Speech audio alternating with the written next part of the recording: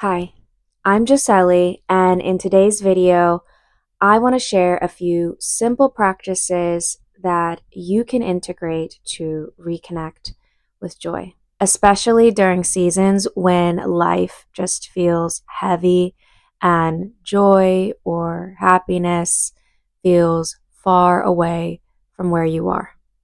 Because often when we go through difficult times, feeling good can feel impossible. And I want to be really clear. This isn't about forcing yourself to feel better because sometimes you need to feel what's there, right? You need to feel the sadness, the grief, the anger, whatever is present for you in that moment. Sometimes you need to feel that. So this isn't about toxic positivity or pretending everything is okay. What this is about is reconnecting with what's felt lost and reclaiming parts of yourself that may have disappeared during the tough seasons in your life. I spent many years navigating my own tough seasons, times where I was searching for answers or some sense of relief. Through that process, I've studied psychology, holistic health, and integrative nutrition. I've practiced mindfulness and meditation, and I've spent a lot of years in therapy. Over time, I started to understand how presence, awareness, and connecting with yourself can change the way we experience life, even when our circumstances don't immediately change. There's a quote I really love by Brene Brown, and she says this: Joy comes to us in moments, ordinary moments. We risk missing out on joy when we get too busy chasing down the extraordinary. And this really resonates with me because I often remind people that there are opportunities to witness beauty right in front of us. However, in the busy, fast paced life that we live, it's so easy to overlook the simplicity of being right here. We start to believe that we need to get somewhere else, we need to become someone else, or we need to escape the mundane so we can feel happy. But often, joy doesn't live somewhere else. We think it's outside of us, but really, it's right here. It's in this moment. And if we slow down, we can notice it. And for many of us, being able to notice this, it takes practice, especially if we've spent years in survival mode. So the first practice is mindfulness, which really just means bringing yourself back to the present moment. One simple way to do this is to connect to your five senses. Notice what you can see, hear, touch, taste, feel right now. I would even say pause this video and try it out. Pause this video and identify, what can you see? What can you hear? And keep going with that. In this video, I talked about doing this practice on a walk, but really you can do this anywhere you are. You can do this practice while you are walking, sitting, eating, or in the middle of a busy day. This helps you bring your attention back into your body and wherever you are.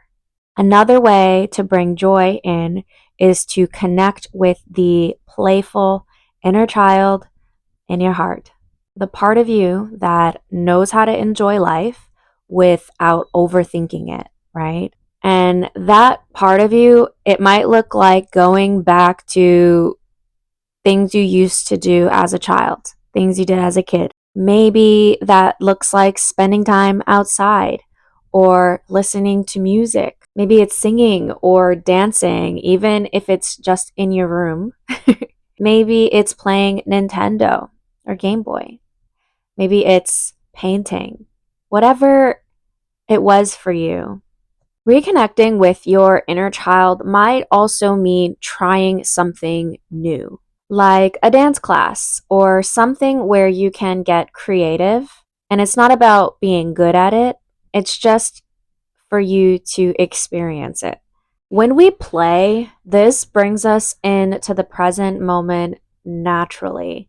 This is why it can be so powerful to reconnect with our inner child. Something that's helped me personally is making use of something I call a care menu. A care menu is essentially a simple list of things that help me reconnect to presence and do things that I enjoy. And one important piece of the care menu is to keep it somewhere that you can see every day. This is something I did that I found very effective, especially in those moments where it's hard to figure out what I need. Having that care menu in a place where I can see it easily gives me the option to choose right from there without even having to think about it. I created the care menu as a PDF file so you can save it to your phone or on your computer. You can also print it out. It's completely free and you can find the PDF download in the description below.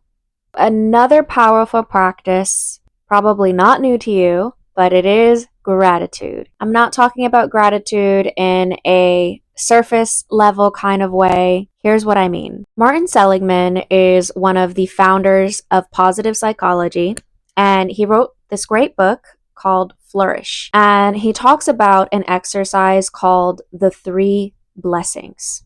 And in this practice, it's simple. Before you go to bed, you're going to spend about 10 minutes writing 3 things that went well today, and then why they went well. This practice actually helps train your brain to notice what is meaningful and supportive to you in your life. And like any practice, doing this every day is where you're going to see that shift, that change. Moving your body and eating well are also really important. And it's probably not new to you, but I know often the mindset behind it is that it's a chore. And I want you to try and change that mentality about it, because moving and eating good food for your body it's not a chore. It's something that you are doing to take care of yourself. When we're taking care of our bodies this way, we're being more mindful, and being more mindful is bringing in presence. And the more that we can practice presence in our bodies and our mind, the more we're creating this environment where joy can come in more easily. This last practice is about remembering that joy doesn't only come from doing things alone. A lot of times it comes from connection. This might mean opening up to someone that you trust, letting yourself be seen and supported. And this one, I know it might be a challenge if you're like me. Sometimes it's really hard to reach out for support.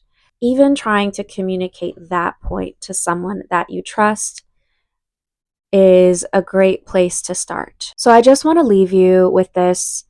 Joy isn't something that you have to chase or earn. And if you're going through a hard time right now, I hope that this reminded you that joy isn't something you've lost forever. It often shows up in small moments when you give yourself permission to be here instead of somewhere else. And when you slow down enough to listen, even for a moment, you might notice that it's still here. not in big, extraordinary ways, but in moments that are most of the time pretty simple, moments that are completely ordinary and normal, but they're real.